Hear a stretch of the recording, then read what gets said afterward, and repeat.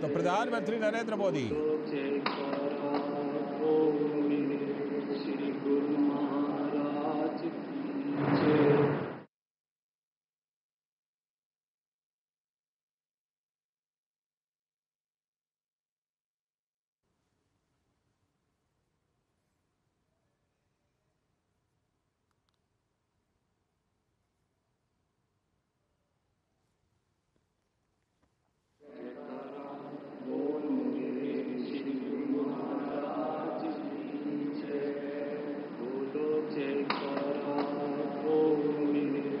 श्री गुरु महाराज की जय।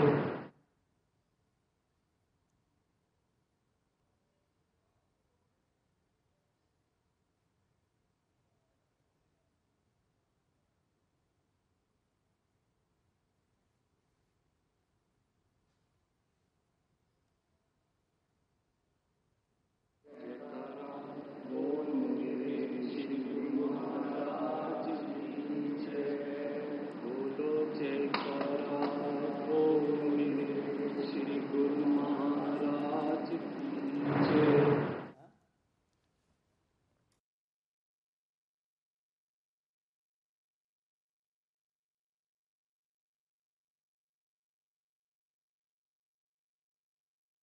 की जय।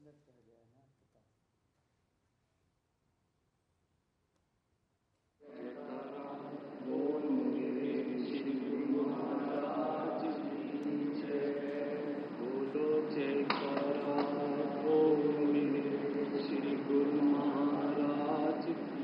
जय।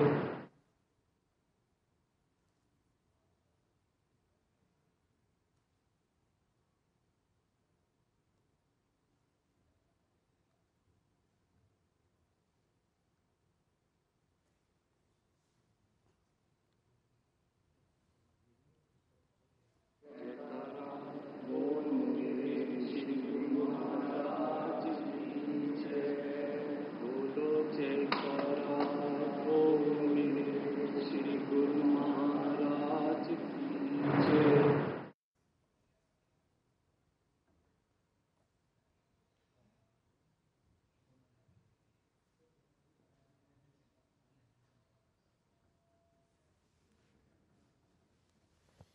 तो प्रधानमंत्री नरेंद्र मोदी मध्य प्रदेश के ईसागढ़ के आनंदपुर धाम पहुंचे हैं और वहां पर उन्होंने गुरुजी महाराज मंदिर में दर्शन और पूजन अर्चन किया है। हमारे संवाददाता आदित्य श्रीवास्तव हमारे साथ फोन लाइन पर जुड़े हुए हैं। आदित्य, प्रधानमंत्री नरेंद्र मोदी का मध्य प्रदेश का दौरा और उसमें ये जो ईसागढ़ के आनंदपुर धाम गए हैं, क्या कुछ महत्व है? जरा हमारे देश और दुनिया के दर्शकों को बताइए ईसागढ़ आनंदपुर धाम के बारे में।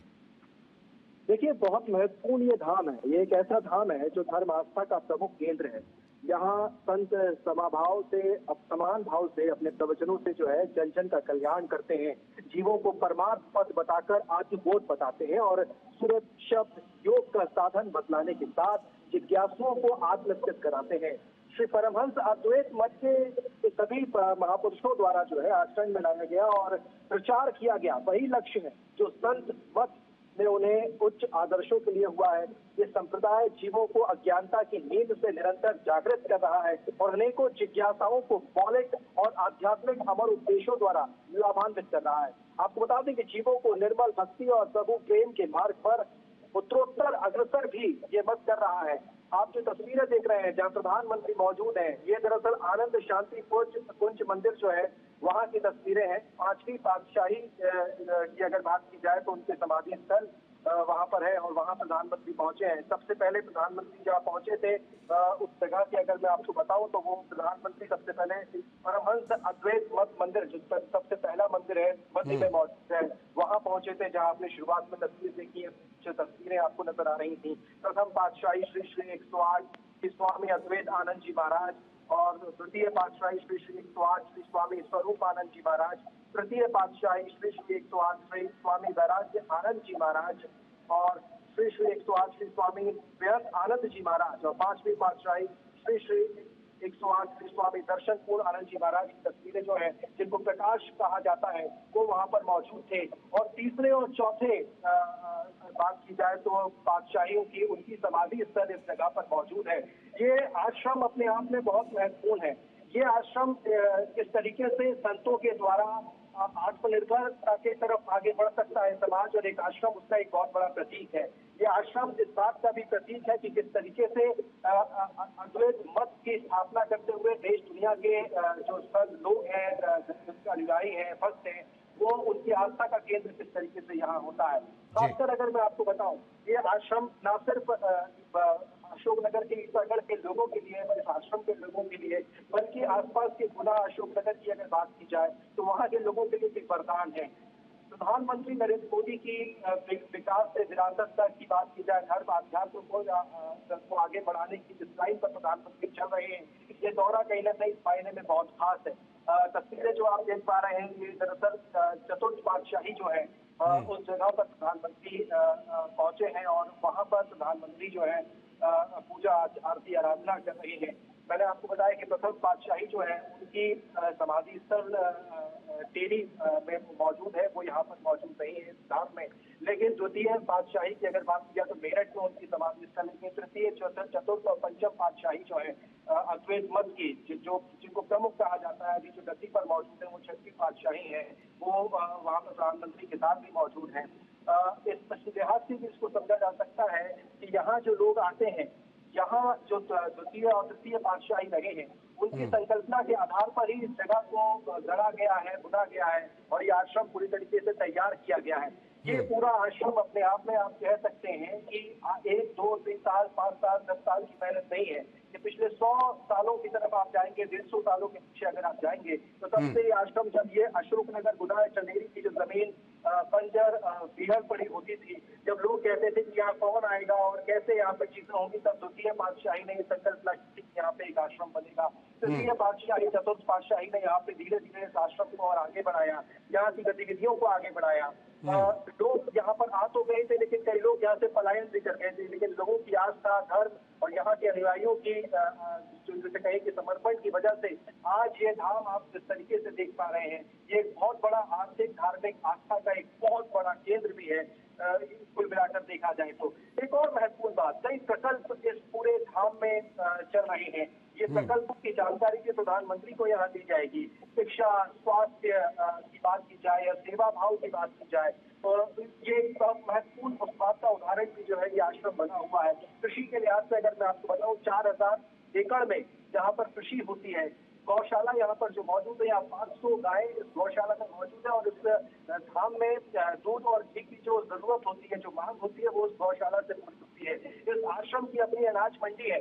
यहाँ इस आश्रम में जो कृषि होती है, वहाँ पर सब्जी, फल और तमाम चीजों की अगर बात की जाए तो वो ये आश्रम खुद उत्पन्न करता है। ये आश्रम आत्मनिर्भरता भी बताता है कि कैसे बरसों पहले सपना एक कुछ संतों ने लिया जाता है, उसके पीछे उनके अनुयायी जुड़ते हैं और वो किस तरीके से आगे बढ़ते हैं। और ये प्रधानमंत्री का दौरा इस मायने में भी खास है। आप पीछे जाइए, कुछ दिन पहले बागेश्वर धाम में प्रधानमंत्री पहुंचे थे, और उस बागेश्वर धाम का भी दौरा वहाँ किया, और बाबा बागेश्वर की अगर बात की जाए, वहाँ पर प्रधानमंत्री ने दर्शन पूजन किया था। और उसके बाद अब प्रधानमंत्री कुछ ही दिनों के बाद, मैं महीनों भी नहीं कहूँगा, कुछ ही दिनों के बाद जो है प्रधानमंत्री अब एक बार फिर मध्य प्रदेश आते हैं और यहाँ पर श्री आनंदपुर धाम पहुंचते हैं। और वो आनंदपुर धाम जो यहाँ पे देखा जाए तो हजारों की संख्या में लोग अशोकनगर आने के लिए आस लगाते हैं, यहाँ पहुंचते हैं। बिल्कुल। आज प्रधानमंत्री नरेंद्र मोदी का यहाँ पर आनंदपुर धाम में कार्यक्रम में हिस्सा लेंगे प्रधानमंत्री नरेंद्र मोदी। क्या कुछ मध्य प्रदेश में आज प्रधानमंत्री नरेंद्र मोदी का कार्यक्रम है आदित्य? देखिए, पहले तो प्रधानमंत्री इस वक्त आश्रम में मौजूद हैं। आप तस्वीरों में भी हमारे दर्शक देख पा रहे हैं कि जो पूरा आनंदपुर धाम है ये कई एकड़ों में फैला हुआ है, और इस पूरे आनंदपुर धाम की भव्यता और शोभा की अगर बात की जाए तो वो यहाँ की जो तस्वीरें हैं या यहाँ पे जिस तरीके से खूबसूरती के साथ आश्रम को बनाया गया है, निर्मित किया गया है, यहाँ की शांति ये कहीं ना कहीं बहुत महत्वपूर्ण होती है। लिहाजा प्रधानमंत्री यहाँ के जो 4 प्रमुख मंदिर हैं, उन 4 प्रमुख मंदिरों में जा रहे हैं और अलग अलग मंदिरों में पहुंचकर वहाँ दर्शन पूजन आरती कर रहे हैं। एक बहुत महत्वपूर्ण सरोवर है जहाँ प्रधानमंत्री पहुंचेंगे, उस सरोवर की भी जब बात की जाए तो इस मायनों में महत्वपूर्ण है। जब यहाँ जंगल वीरान बंजर पड़ा हुआ था, तब लोग कहते थे कि यहाँ पानी नहीं था, लेकिन द्वितीय तृतीय पातशाही ने इस पानी को लाने के लिए कई प्रयास किया और 7 साल उस सरोवर को बनाने में लगे। यहाँ प्रधानमंत्री थोड़ी देर में पहुंचेंगे। इसके अलावा सत्संग हॉल यहाँ पर है, जहाँ पर देश दुनिया से जो श्रद्धालु यहाँ पहुंचते हैं, भक्त यहाँ पर पहुंचते हैं, वहाँ जो संत यहाँ पर मौजूद है, 4000 से ज्यादा संत जो है वो अनुयायी जो है वो यहाँ पर मौजूद है, जो समय समय पर यहाँ सेवा करते हैं और सेवादार के तौर पर देश दुनिया से लोग जो है वो भी यहाँ पहुंचते हैं। और उस सत्संग हॉल की अगर बात की जाए, सत्संग भवन की अगर बात की जाए, प्रधानमंत्री कुछ अनुयायी वहाँ पर मौजूद है, कुछ भक्त जो देश दुनिया से यहाँ आए हुए हैं वो उनका इंतजार कर रहे हैं और वहाँ प्रधानमंत्री उनसे मिलेंगे, उनसे संवाद भी करेंगे। और जो लोग हम देख पा रहे हैं यहाँ से पिछले 1 से 2 दिनों की अगर बात की जाए तो यहाँ देश दुनिया से, कश्मीर से कन्याकुमारी तक, उत्तर से दक्षिण तक, पूरब से पश्चिम तक तमाम लोग जो है वो यहाँ पर मौजूद है। कोई जम्मू कश्मीर से हमें मिल रहा है, कोई कन्याकुमारी से मिल रहा है, कोई पंजाब से आया है, कोई दिल्ली से आया है, कोई हिसार से आया है। तो ऐसे तमाम भक्त जो है वो यहाँ पहुंचे। और एक महत्वपूर्ण बात और लालचन आपको बताना चाहूंगा, वैसाखी मेला यहाँ लगने वाला है। 14-15 तारीख के आसपास जो है वैसाखी मेले की शुरुआत होती है, साल में मेला लगता है और 3 दिन के करीब जो है ये पूरा मेला चलता है। और उसके ठीक पहले, कुछ दिन पहले, 1 से 2 दिन पहले प्रधानमंत्री का यहाँ पहुंचना उस वैसाखी मेले में उत्साह बढ़ाने जैसा काम कर रहा था। यहाँ जो श्रद्धालु पहुंचे हैं, हम 2 दिन से उनसे बात कर रहे हैं, वो यही बता रहे हैं कि इस धाम की जो आस्था है, इस धाम में जिस तरीके से लोगों की श्रद्धा बनी हुई है, उस श्रद्धा को प्रधानमंत्री के आने के बाद एक और चीज देगी, वो श्रद्धा और बड़े लोगों के अंदर इस बात को संदेश पहुंचेगा, इस धाम के बारे में लोग और जानेंगे। लिहाजा प्रधानमंत्री ये इस बात को समझते भी हैं किस तरीके से धर्म अध्यात्म के जो केंद्र है, तमाम अलग अलग धर्म पंथ के जो अलग अलग धार्मिक स्थल हैं, वहाँ समय समय पर प्रधानमंत्री पहुंचते ही रहे हैं। लिहाजा उसी क्रम में प्रधानमंत्री का ये दौरा आ गया। बिल्कुल। आनंदपुर धाम के बारे में अगर और थोड़ा आपसे बातचीत करें तो धर्म और अध्यात्म के क्षेत्र में योगदान देने के अलावा आनंदपुर धाम चाहे कृषि हो, गौशाला हो, चैरिटेबल अस्पताल हो, इसमें इस धाम का बहुत बड़ा योगदान है सामाजिक कार्यों में। आदित्य, बिल्कुल आप सही कह रहे हैं। अशोकनगर से करीब 38 किलोमीटर की दूरी पर ये धाम है, 35-38 किलोमीटर आप कह सकते हैं। बीच में पूरा जंगल है, कोई बहुत ज्यादा निर्माण कार्य नहीं है। इस और गुना यहाँ से लगा हुआ है, लेकिन वो भी काफी दूरी पर है, हम ये नहीं कह सकते कि बहुत करीब है। लेकिन इस आनंदपुर धाम ने जो सेवा के काम किए हैं, स्कूल की अगर मैं आपको बात करूं, यहाँ पे आसपास के इलाके के जो गांव हैं, उन गांवों के बच्चों को यहाँ प्राथमिक स्कूल की सुविधा यहाँ पर मौजूद है। उन बच्चों को यहाँ पर मुफ्त में शिक्षा दी जाती है, उनकी यूनिफॉर्म, उनकी पुस्तकें, उनकी कॉपी किताबें और तमाम जो स्कूल की सामग्री होती है उन बच्चों को यहाँ मुफ्त में दी जाती है, इस आश्रम में उपलब्ध कराई जाती है। उसके अलावा स्वास्थ्य की बात करें, जिन बड़ी बड़ी चीजों के इलाज के लिए लोग जिला मुख्यालयों का रुख करते हैं, आसपास के जो इलाके हैं, आसपास के जो गांव हैं, वो यहाँ पर जो अस्पताल का लाभ ले पा रहे हैं। दंत चिकित्सा हो, नेत्र चिकित्सा हो या तमाम ऐसी जरूरी आवश्यक चिकित्सीय सुविधाएं जो है वो इस अस्पताल में मौजूद है। और छोटा मोटा अस्पताल नहीं है, अच्छा खासा अस्पताल है और देश भर के जो विशेषज्ञ चिकित्सक जो है वो उस अस्पताल में मौजूद है, जहाँ पर मुफ्त में इलाज उनका किया जाता है, स्वास्थ्य सुविधा वहाँ मिल सकती है। एक और महत्वपूर्ण बात, गौशाला जो एक अत्याधुनिक गौशाला इस पूरे प्रांगण में बनी हुई है। 500 गायें जो है, अलग अलग प्रजातियों की 500 गायें इस पूरी गौशाला में मौजूद है। और इस पूरे 8 टन की अगर बात की जाए, इस पूरे गौशाला की अगर बात की जाए, तो जो दूध और घी की जो मांग होती है इस पूरे आश्रम के अंदर, चाहे भोग लगाने को लेकर हो, जो लंगर में जो जरूरत पड़ती है, उस पूरी मांग जो है वो गौशाला पूर्ति करती है। इसके अलावा जो खाद, जो गोबर होता है, उस गोबर से जो कृषि क्षेत्र यहाँ चल रहा है, उससे खाद जो निर्मित होती है वो उसका इस्तेमाल वहाँ किया जाता है। उसके एक और महत्वपूर्ण मायने अगर आपको बताऊं, लंगर एक बड़ा भी है। उस लंगर में हजारों की संख्या में लोग जो है वो सुबह और शाम भोजन करते हैं, मुफ्त भोजन करते हैं और बहुत आस्था के साथ करते हैं, बहुत विश्वास के साथ करते हैं, कृपा के रूप में उसको ग्रहण करते हैं। और इसके अलावा कई और ये आज को प्रधानमंत्री हर ही को जहाँ प्रधानमंत्री जहाँ कई गतियां चल रही है, रोवर है ये रोवर में पहले आश्रम को यहाँ रखा, स्थापित करने पर काम चल रहा था जी, कि आप नहीं है वो पानी कैसे आएगा? उस वक्त और द्वितीय पातशाही ने इसकी शुरुआत करवाई। 7 साल इस सरोवर को लगने को लगे। आप तस्वीरों में देखेंगे आपको नीला पानी इसका नजर आ रहा होगा। इतना स्वच्छ और निर्मल ये ये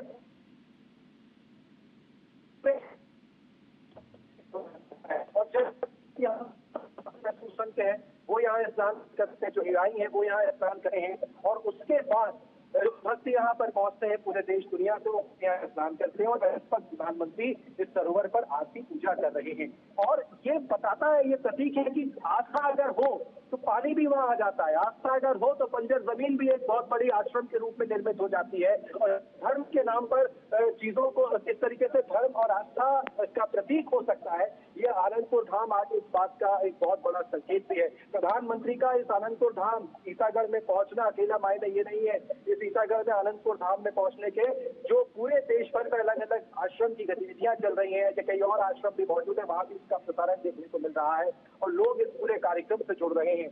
कुल मिलाकर कह सकते हैं ये अद्भुत एक स्थान जो मध्य प्रदेश के अशोकनगर में मौजूद है, और उस अद्भुत स्थान पर आज प्रधानमंत्री इस धरा पर पहुंचे।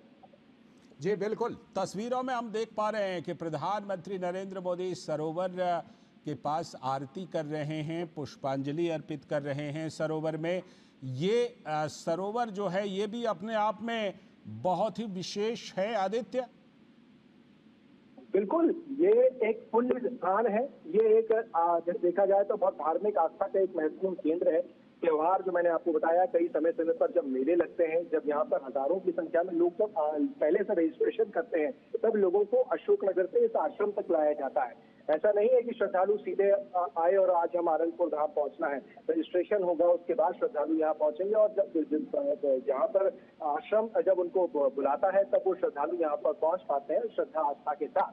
और जब लोग यहाँ पर पहुंचते हैं तो इसी सरोवर में, इस सरोवर में तमाम मेलों के दौरान मैंने आपको बताया कि पहले साधु संत जो है वो साधु संत यहाँ पर मौजूद होते हैं, और उन साधु संतों के बाद जो अनुयायी, यहाँ सबसे महत्वपूर्ण बात ये पूरा आश्रम अपने आप में केवल यहाँ आने वाले लोगों के लिए नहीं, ये पूरा आश्रम इस बात का प्रतीक पूरी दुनिया के लिए भी है कि किस तरीके से अद्वैत मत का विचार प्रसार हो रहा है, किस तरीके से वो अद्वैत मत की बातें, अद्वैत मत जो तमाम साधु संतों के जो विचार हैं, जो प्रवचन हैं, उन तमाम बातों को दुनिया तक पहुंचाना और जीवों को परमार्थ पद बताकर आत्मबोध बताने का काम भी जो है वो यहाँ के साधु संत करते हैं।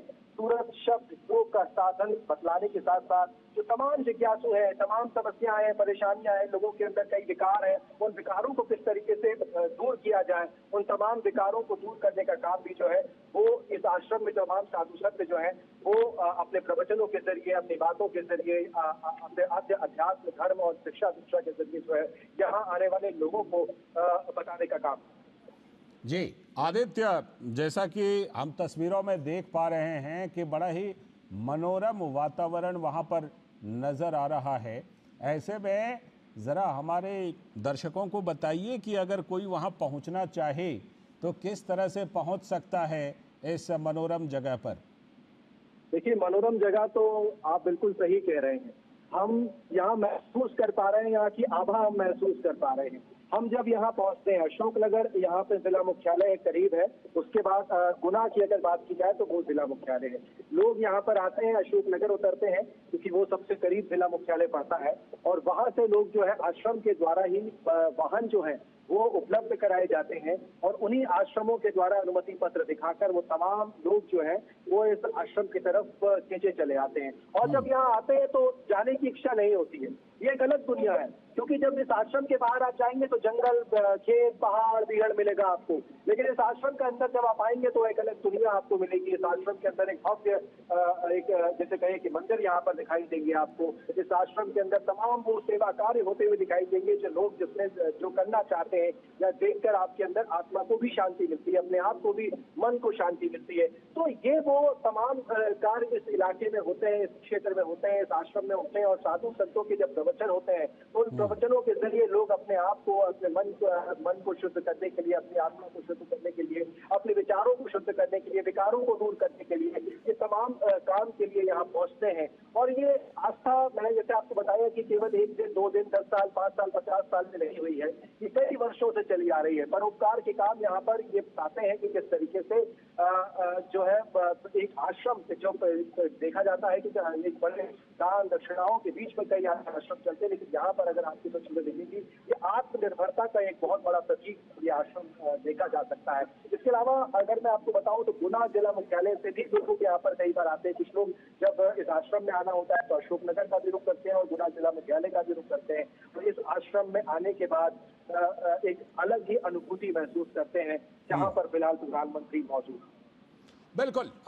ये जो आश्रम है, श्रद्धालुओं के बीच इस आश्रम के महत्व की अगर बात की जाए, आदित्य तो जो स्थानीय श्रद्धालु हैं उनके बीच तो मुझे लगता है बहुत अधिक महत्व होगा, लेकिन क्या दूर दूर से भी श्रद्धालु यहाँ पर पहुँचते हैं और कौन से समय में सबसे अधिक पहुँचते हैं?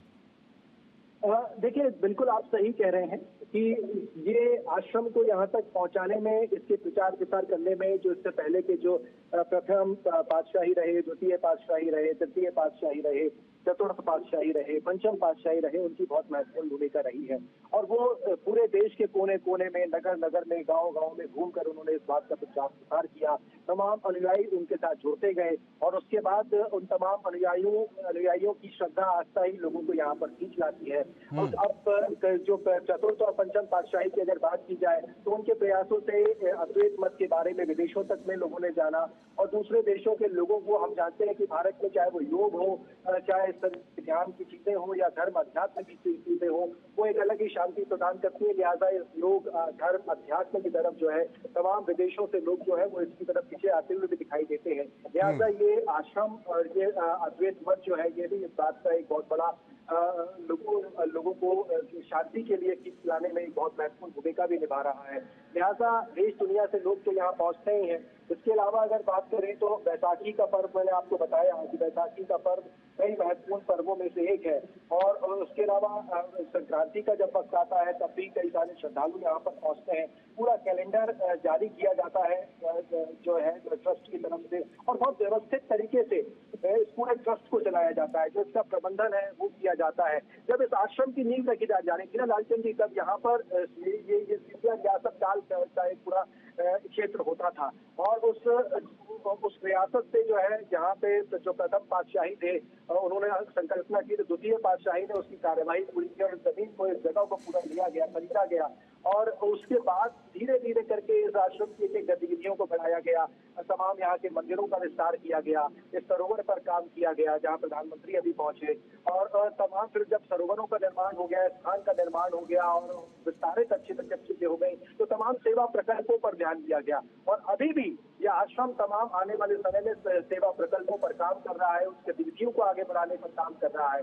और वो सेवा प्रकल्प अब जब देखा जाए तो केवल इस आश्रम के आसपास के गांव ही नहीं, बल्कि वो सेवा प्रकल्प अब जिला मुख्यालयों तक भी पहुंच चुके हैं और वहां पर भी अपनी सेवाएं दे रहे हैं और वहां मानव सेवा का कार्य कर रहे हैं।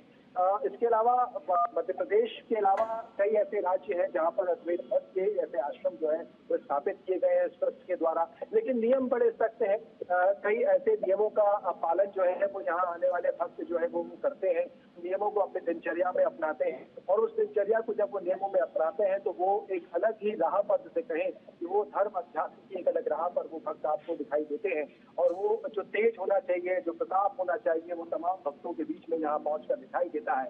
हम सत्संग हॉल में हमने देखा, सत्संग जब जहाँ चलता हुआ साधु संतों के जब सत्संग सुने तो वो सत्संग ये बताते हैं कि भारत जिस तरीके से आगे बढ़ रहा है, वो भारत जिस तरीके से 2047 तक विकसित भारत का सपना देख रहा है और प्रधानमंत्री जो कहते हैं कि धर्म अध्यात्म का भी इसमें एक बहुत बड़ा रोल है, उस धर्म अध्यात्म के रोल को भी जो है वो तमाम साधु संतों के जो प्रवचन है वो कहीं ना कहीं मनुष्यों को, मानव जाति को जो है उस मार्ग पर ले जाने का काम करें ताकि वो राष्ट्र हित के साथ जुड़े, देश हित के साथ काम करें, समाज हित के लिए काम करें और लोगों की सेवा के लिए काम करें।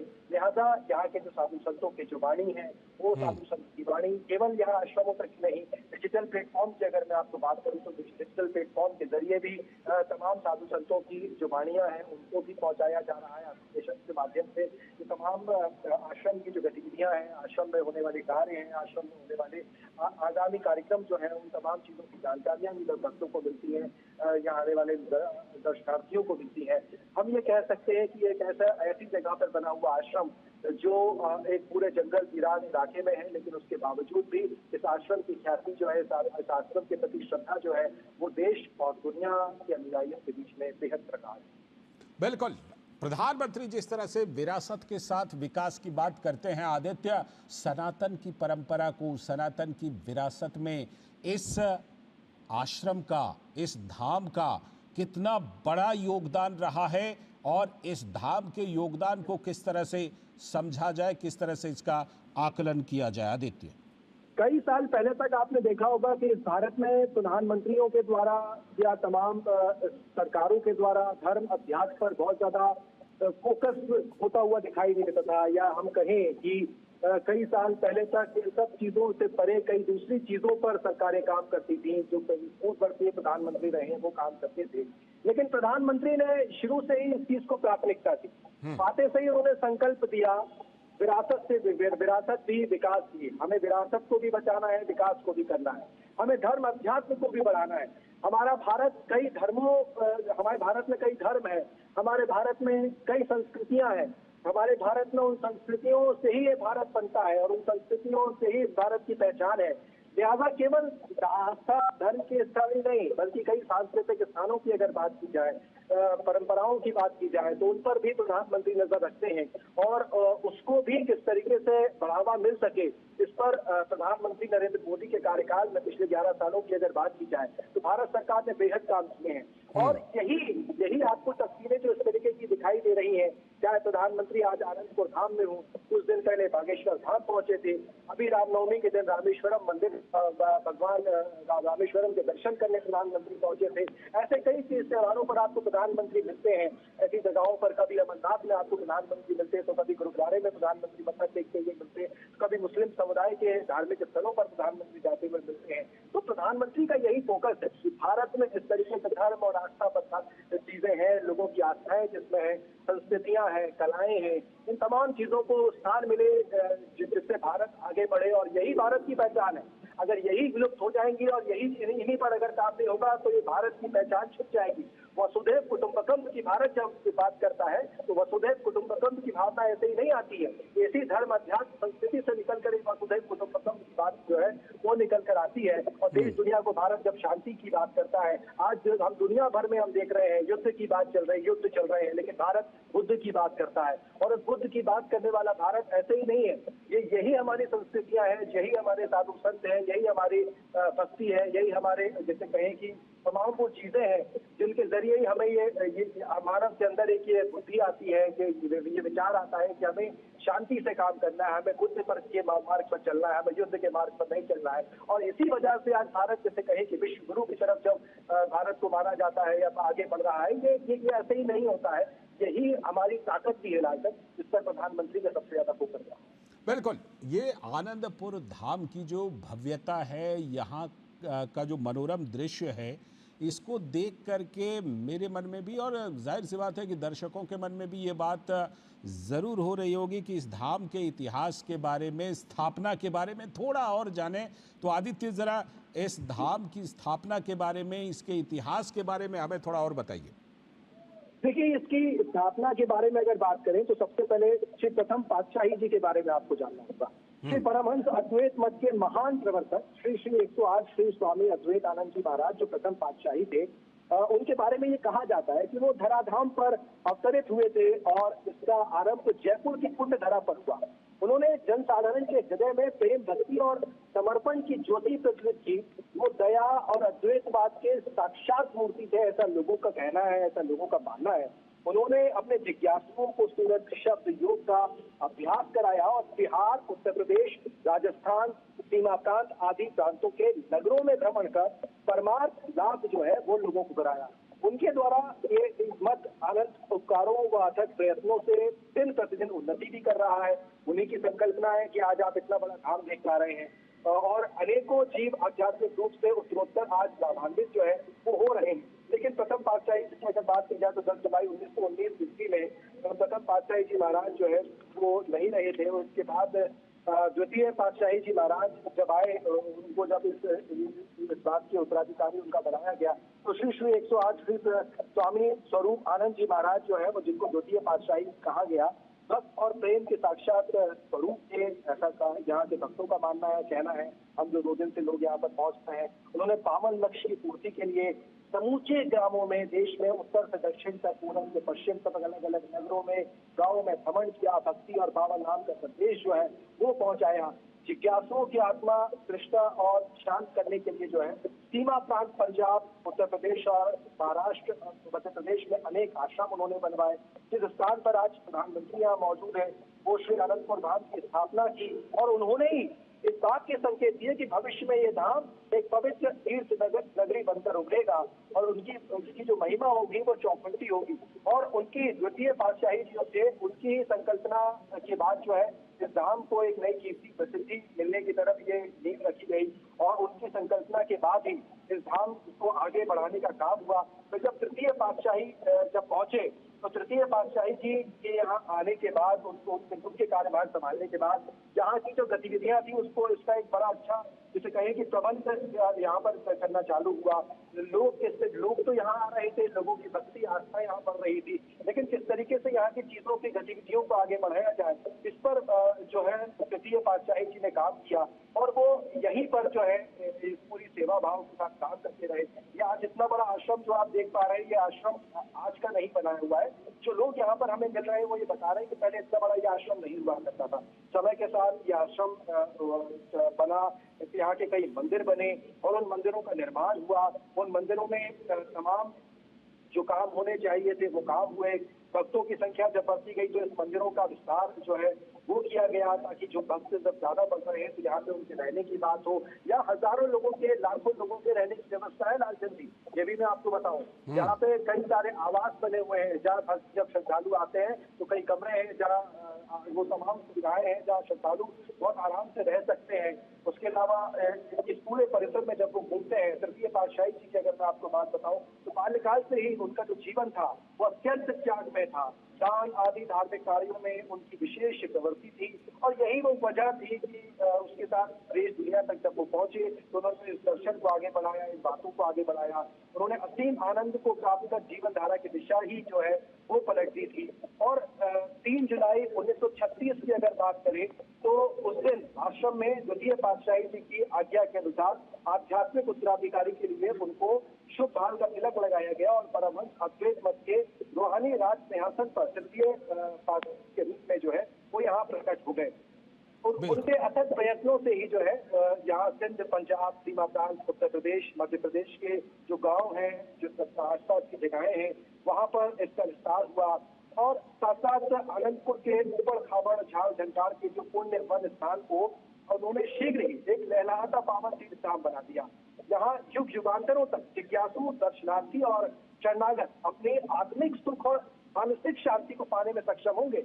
ये उनकी संकल्पना थी और ये हुआ भी। इसकी महिमा का डंका चौकुंठी में गूंज उठा और आपके गुणानुवाद कंठ से जो बातें उनकी बताई गई वो बातें एक तरीके से देखा जाए तो वो आज आगे बढ़ रही है और उसके कामों को आगे बढ़ा रही है।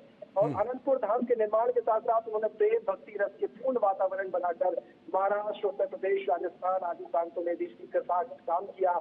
मनुष्य जीवन का असली ध्येय बतलाया, भक्ति का सुगम पथ बताया लोगों को और उपकारों के लिए मत के अनुयायी किस तरीके से आभारी हैं चीजों को लेकर वो भी उन्होंने बताया।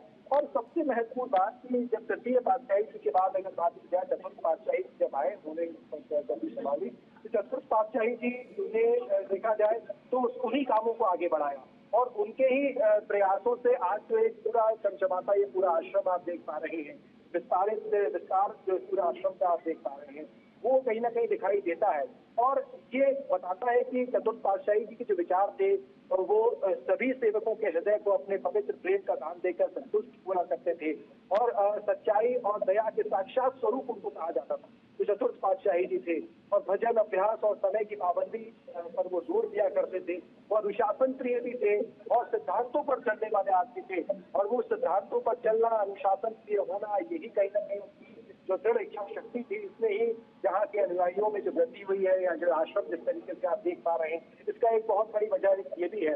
आनंदपुर धाम में कई आश्रमों विकास कार्यों का निरीक्षण चौथे पातशाही के दौरान से ही हुआ और भक्तों, अनुयायियों और जिज्ञासुओं के जो विचार होते थे, जो बातें होती थी, उसके अंदर के जो लोगों के विकार होते थे, उन सबको निकालने का काम भी जो है वो भी चौथे पातशाही जी जो थे, चतुर्थ पातशाही जी उन्होंने किया है। उन्होंने कई सारे उपदेश भी दिए, कई नियम बताए। प्रत्येक गुरुमुख के लिए प्रतिदिन कम से कम 1 घंटा भजन अभ्यास करना अनिवार्य चौथे पातशाही जी ने ही बताया। और उन्होंने कहा कि अगर 1 घंटे से ज्यादा भी कोई अधिक समय दे तो भी उत्तम है। उन्होंने ये भी यहाँ पे नियम बताए, जो मैं आपको नियम की बात कर रहा था, वो ये है कि प्रातः सायं दोनों समय श्रद्धा प्रेम से नित्य प्रति आरती पूजन करना होगा। दोनों समय लंगर में ही भोजन करना होगा। जो मैंने आपको बताया कि यहाँ लंगर है, वहाँ दोनों समय जो लोग यहाँ पर पहुंचते हैं उनको मुफ्त भोजन जो है वो उस लंगर में लोग करते हैं।